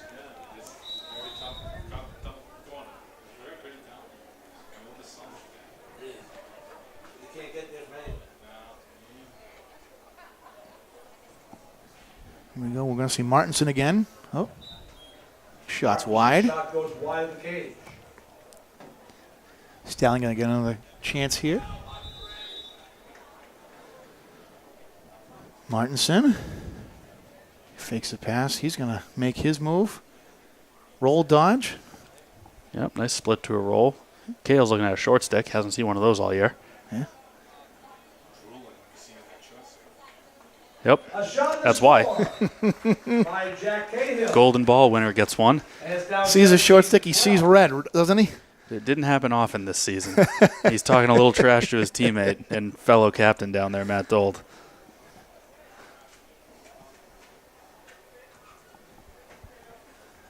Movement next year in Eastern Mass Lacrosse. Teams up, teams down. Bye-bye Hingham. Hingham moving, as Dan Brothers mentioned, Hingham moving to D1 South. It's about time. I mean, you look at that schedule they play, and we're talking, and Reading moving to D2. Is what you said? Bill Rick at D2. Both those confirmed? Yes, unless they appeal. I would expect them to appeal. That's a remarkable shakeup. Who knows? Bill Ricky, you talk about one of the traditional powers. Very traditional power. It's based on enrollment. I'm sure both those teams will appeal. I don't know if both will win an appeal. Maybe it'll go 1-1. One will stay up and one will end up going down. It's very rare that in realignment that schools appeal to move up. You usually see teams appealing to move down. You see it definitely in football a lot. Feels like everybody's just playing chess to see what they can get the easiest path to Gillette. It almost seems like in some years. But your opts up. Duxbury traditionally has always opted up. They're a D2 size school, and obviously it hasn't hurt them. Right. A little bit of scuttlebutt. Maybe there's been some initial, not even discussions, but it's been maybe mentioned. Maybe Concord Carlisle. In terms of travel time, might be better off opting up. They're in D2 Central East, and that might have been one of the setups of the night there. Fry. On the pass from Hayden Fry.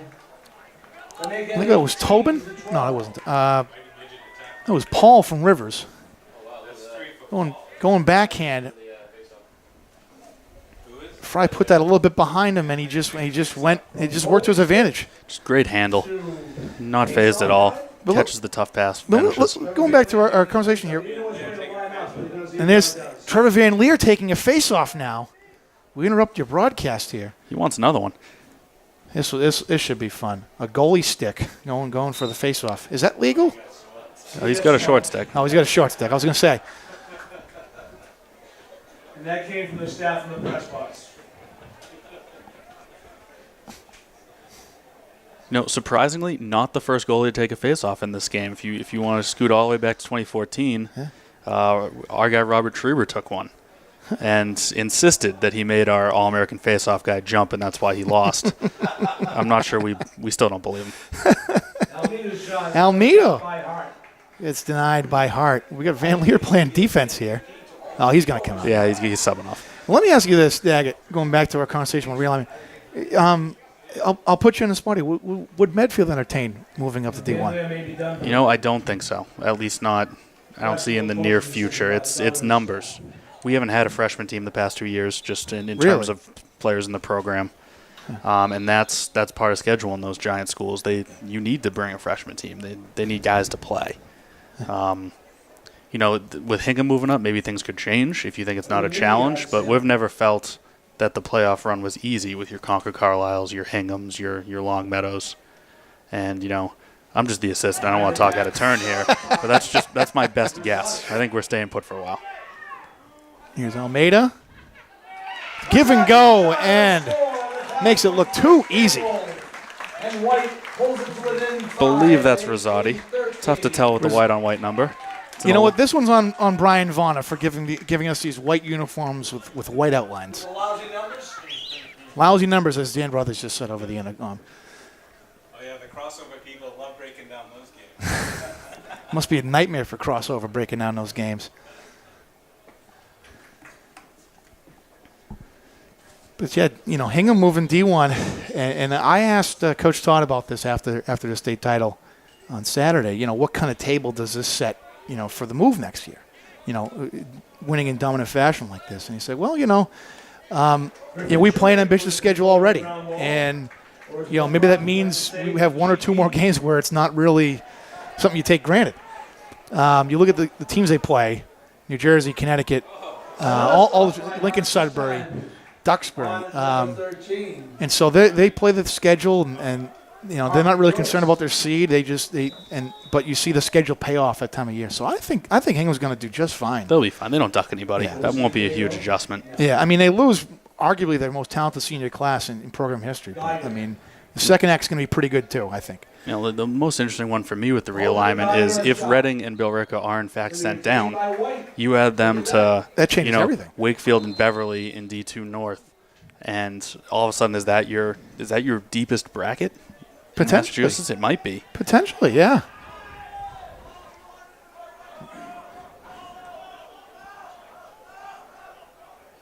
I believe Hingham is being replaced, I think, by Hanover is what I saw in D2 Well, South. there's another program fast rising, I think. Oh, wow. Goal. Frizzoli on his brother. He gets the big piece of steak at dinner. Frizzoli with the nice uppercut swing there. Goes low. Yeah, Jack's a senior. Maybe it's a parting gift from younger brother Will there. Let him go out with one. I'll tell you, going back to the talent in the ISL, the sophomore coming right in there and looking like a senior and looking like he doesn't look a bit out of place. And he was here last year in this game. It didn't look out of place as a freshman. You just don't see that. So his brightest days are certainly ahead of him.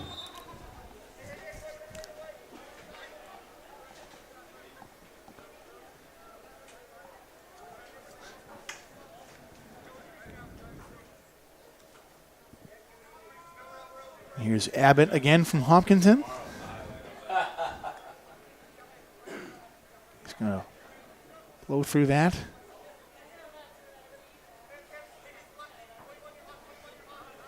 This is the slowest the offense has been all day. Well, allows us to catch our breath, that's for sure.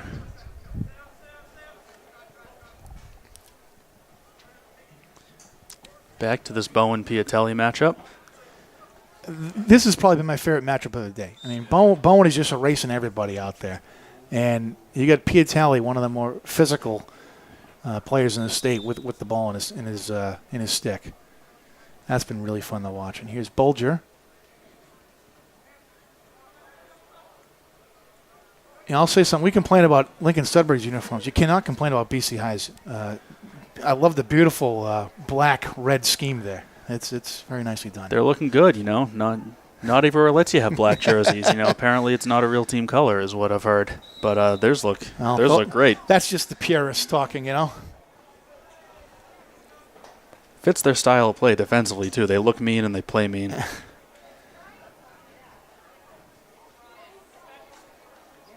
Shot goes wide. And Stallion's going to get another shot here.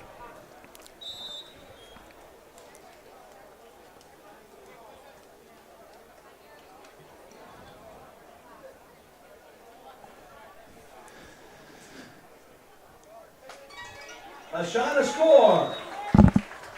Canelli gets on the board, and it's 18. Canelli, a little bit of hop in his step there on that goal there. Set up his split well, rolled right back, easy finish from about 7 yards. You know, it looks easy, but he worked pretty hard to set that up. Stallion cutting the lead here to 3. We get 18-15 Surgeon lead with about 6:30 to go. 6 minutes until we put a bow on this high school season. I don't want to say it, but unless we get overtime. Unless we get overtime. I hope it's a Braveheart. Yeah, if it's overtime, I mean, short and sweet. That's when it gets that's when it should get silly, you know, real silly. Does that during the regular season, Coach Gardner's not too happy. You see Sam Dwinnell from Middlesex. Back to Abbott. Good Here we got Connor substitution Sullivan game. from Zavarian. Bowls through 2. Just wide. Piatelli. He's going to try. He gets stoned by his teammate there. By Alex Gaines. Yep, Sullivan caught them in the substitution game, faked like he was going off, went back on, tried to get his. Savvy play from the senior. And Hayes. First score. The low far corner from Hayes. He's had himself a pretty good night tonight, too. Who puts it in, and it's an 18-16 game. Now the lead is 18-16 Team Surgeon with Getting a 5:40 little to tighter. go. You think we're headed for overtime here? Who knows? Never had an overtime game here in the history of the All-American game. What's the ruling on that? We going to Braveheart it? Yeah, Tobin and Tobin versus Frizzoli. Yeah. Motion carries. I'm on board. The Tobins versus the Frizzolis. That'll be a good one. That would be fun. Hey, if you announce it over there, no one's going to argue. Oh, nice look. Oh, Score, Mark O'Rourke. Mark O'Rourke. Off a great feed. Back to 1. And one more goal here, and Stallion can tie it up. In the All-American Games history. O'Rourke standing with his hands free 6 yards from your net is not an ideal situation if you're a goalie. Nothing good comes from that. Must have just got lost in the shuffle there. Transition. They had to rotate a little bit. Found himself alone. Doesn't happen very often for him anymore. Not a guy you ignore. O'Rourke, part of that hydra there on offense for Hingham. We've talked about so much tonight. Again, just an impressive outfit. Zach Ludd. Spent some time in the top 5 of our BostonLax statewide poll this year, and for good reason. A lot of scorers, a lot of lefty scorers on that team this year, which is a little bit different. Yeah, you don't see the lefty too much. They had at times 3 left-handed midfielders on the field, that changes kind of everything. Oh, there you And go, Jack. Cahill. And a score. That's got to get Daggett pretty excited as we tie it up here at 18 all with just under 5 minutes to go. He's been a part of some heroic comebacks this season, so Just a he's few. used to that. Just a few. I got to ask, is that one of the more impressive comebacks you've had in your coaching career there against Walpole? I mean, that was. I'm looking at Twitter. All right, this is wrapped up. All of a sudden, holy, words I can't say on a broadcast. Like, you got to be kidding me. Never a doubt. Never a doubt. Never Hindsight's a doubt. 20/20. It's easy to say now, a week and a half out. But what was said? You guys are down 12-10 with about 2 minutes to go. What's being said there? What's Coach Isis saying? What's being said on the sidelines? Just talked about getting one. Can't score. There's no 2-point line. It was not pressing. Not taking a bad shot. For whatever flaws we had, there was certainly no quit in that team. A lot of guys that had been in big games, and we got one. And we had a timeout, and we figured, what the hell? If it's one more shot, let's just run what's working. There was no special play. Didn't draw anything up in the dirt. And, once we tied it, we felt pretty good about going to overtime. That's tough to bounce back from if you're on the other side. Absolutely.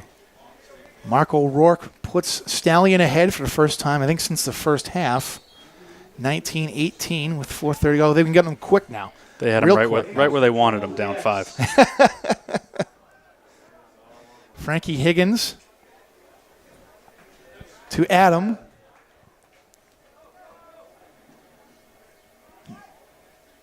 Adam's going to move back out here, set something up. Martinson.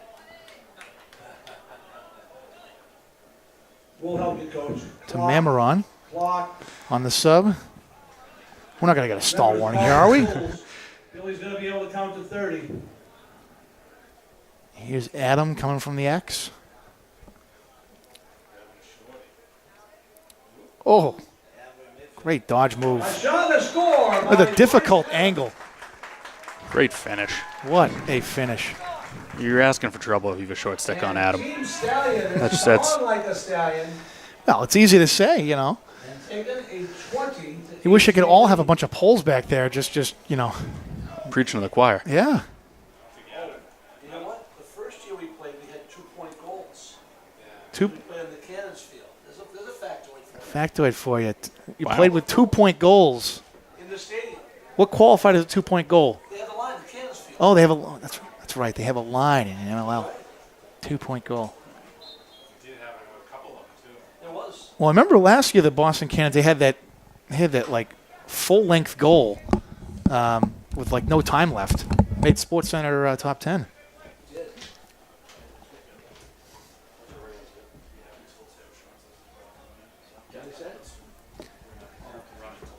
Really? He's coming in? Here's Jordan. Running time until 2 minutes. Last 2 minutes. It looks like we're going to do running time until the 2-minute mark. Doppler radar doesn't look too friendly right now, so speed up this, It's coming fast. And it's going to be a flash flood. Just kind of like the scoring barrage. You see what I did there? I tied that together very nicely. Master of segues. Oh, I try. But there's been enough rain this season, so let's yeah. sneak out of here before it starts again. Well, Gainey is going to come off.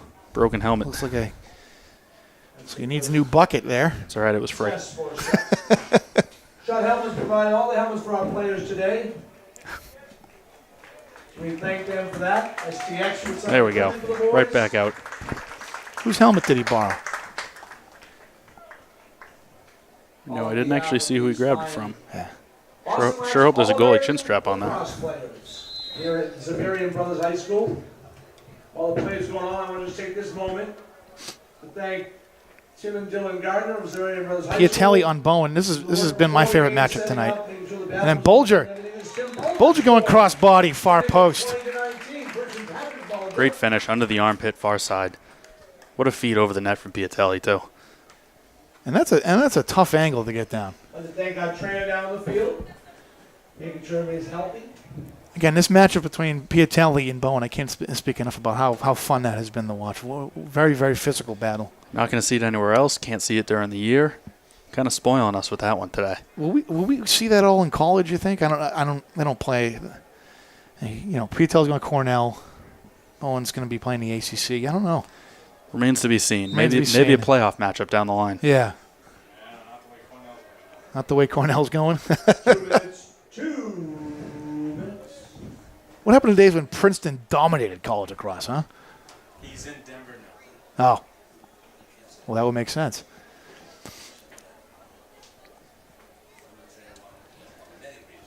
So Martinson. We've been calling his name all night, and for good reason. Refs trying to figure out if we're going to have to keep it in the box here, what rules we're playing under. No one quite knows. They just make it up as we go. They're going to go to the net anyway. Now Jack Frasoli. Nope. Let's see what he does here. A shot Nice save by Nice Hart. save by Hart. picked up by Eisenstadt. That's one of the more impressive saves I've seen tonight. Oh, it headmans the ball. Oh, Look, Martinson loses stick. can't do that. Yep, easy call. I got to say, I'm quite impressed with C.J. Hart here in net. That's Austin Collard. That's a heavy shot. He stopped us there. Shot, a save. And Oh, on the rebound. Piatelli on the rebound. Jesus saves, and Piatelli scores on the rebound. Johnny on the spot. Johnny on the spot. Picking up the trash. Coach Bombay would be proud. Gainey was there for the first one, but nothing you can do on that. If that's the last goal of the night, we get Piatelli scoring, drawing first blood. There's going to be at least one more. 20-20 now all of a sudden. Oh, yes. So we are going overtime. Oh, we have 58 seconds. I don't know if we're going to get there. Text Sean, we want the Tobin, Frisoli, Braveheart.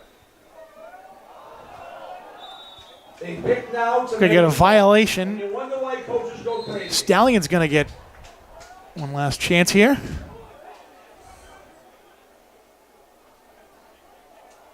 Oh, another great save by Hart. Stallion's going to keep the ball inbound. We're down to 40. Keep it in the zone. O'Rourke. He gets his pocket picked. Don't see that often. Eisenstadt picks up and does it to Hart. They get out in transition. 30. Got 30 seconds to go. Campbell. Campbell on the break. That Rents. Yep. Here comes Frisoli. Off the post. That was Rents. That was Rents. That was Rents off the post. White coming the other way. Here comes Almeida. Nice roll inside. Nice roll. There it is. Oh! Colin Almeida 7.2 seconds. with the bounce shot. Go ahead. 7 seconds in regulation. Can confirm to you that is enough time to score a goal. It is, but if that's the final goal, then if that's the way things end here, that's an impressive way to go out. Colin Almeida. Good one to end on. Penn State commit. Storybook season this year for Falmouth. Brightest days ahead for that young man. Absolutely. And a beautiful move to set that up, too. Here we get the face-off. Higgins is going to win this. Higgins knows just to keep that on the ground. End the game. He's going to scoop it out. There's your final. 21-20. Team Stallion 21. Team Surgeon 20. Colin Almeida, the winner, with 7 seconds left. What a way to end this one. We saw excitement all throughout the day. But Stallion overcoming a 5-goal deficit in the second half to rally and win this one. What an exciting game. What an exciting way to finish the high school lacrosse season. It's been an absolute joy, Daggett. Hope I did you solid here today. My first time in the box. Oh no, thanks for putting up with me. Thanks for putting up with me. What a way to end the high school season. We thank you all for tuning in. Signing off for Daggett Morris, Brendan Hall from BostonLax.net.